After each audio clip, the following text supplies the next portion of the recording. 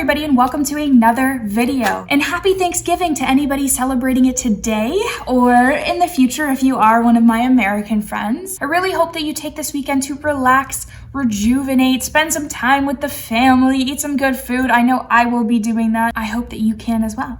Today's video is actually on the topic of Thanksgiving. I've decided to do psychological videos on various holidays that I myself celebrate. So today we're going to be looking into the psychology of Thanksgiving and specifically why you should be grateful. So we're going to go into some physical benefits of gratefulness, some emotional benefits of gratefulness, as well as why being grateful actually makes you happier. If any of that sounds interesting to you, make sure you stick around. And if you do enjoy the video, I would really love if you could give it a like, comment, or subscribe to my channel. It would really help me out. I think without further ado, we can get started and we can get learning about gratefulness.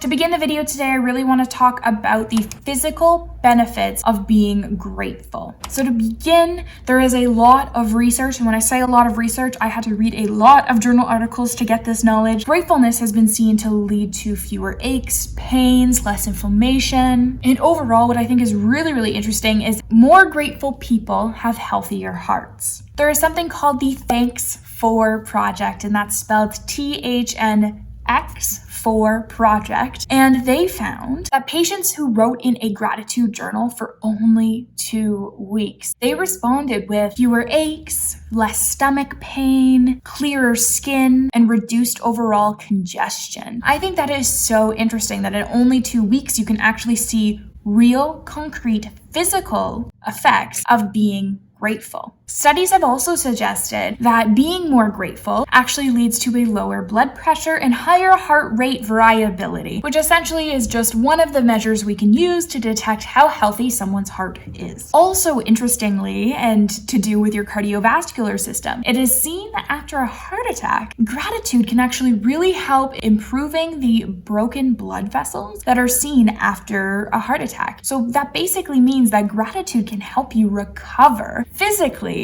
from a heart attack, which is really interesting to note. However, with all of this research, there is little known as to how this is actually happening in the body. Some argue that it could be that gratefulness helps us have better relationships, which overall increases our optimism about life, which have both the relationships and optimism have been linked to better physical health. So though there are no direct causations or direct mechanisms that we know that gratefulness is essentially working on in the body, there is very good correlational evidence that there is a connection. Similarly to better physical health is that gratefulness actually leads to better sleep overall. And if you'd seen my mental health video, there are so many benefits to having good sleep. Sleep is seen to decrease things like obesity, diabetes, better your cardiovascular health. There was actually a study done with 401 participants, where 40% of which actually came to the study with sleep problems. They found that being grateful led to falling asleep more quickly, having better sleep quality overall throughout the night, and getting up feeling more rejuvenated. And the thought process behind this is that if you're spending more time being grateful, you're spending less time worrying right before bed, which actually leads to falling asleep a lot quicker. And so there is a lot of research done that we'll be talking about a little bit later on in the video, that the brain can actually only handle thinking about positive or negative thoughts at a given time. And so if you are spending more of your time focused on the positive thoughts,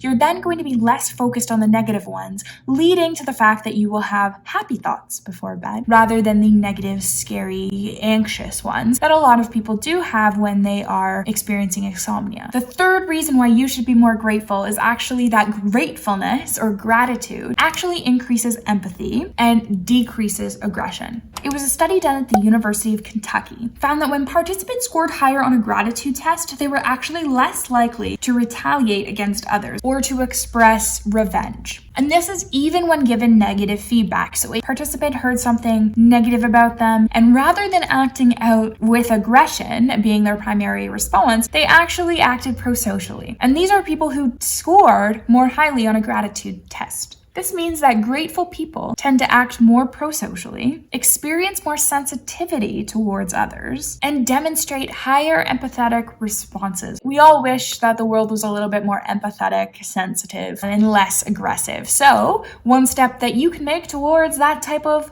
world is to practice gratefulness. My fourth reason why you should be grateful is that gratitude can actually be a preventative measure against psychological disorders. So what do I mean by this? There are tons of research articles that say that gratitude is actually a catalyst for neurotransmitters like serotonin, dopamine, norepinephrine, which all help to manage our stress, manage our emotions, and overall protect us against things like anxiety and depression. This is where I really want to go back to that research I had mentioned previously. If we can only focus on positive information or negative information at a given time, this really explains why gratitude can help us prevent things like anxiety and depression. If we are writing in our gratitude journal about all of the things that we are grateful for or we are thankful for in our lives, we are very focused on the positive information, and it doesn't leave any room for the negative worries, anxieties, and therefore gratitude can kind of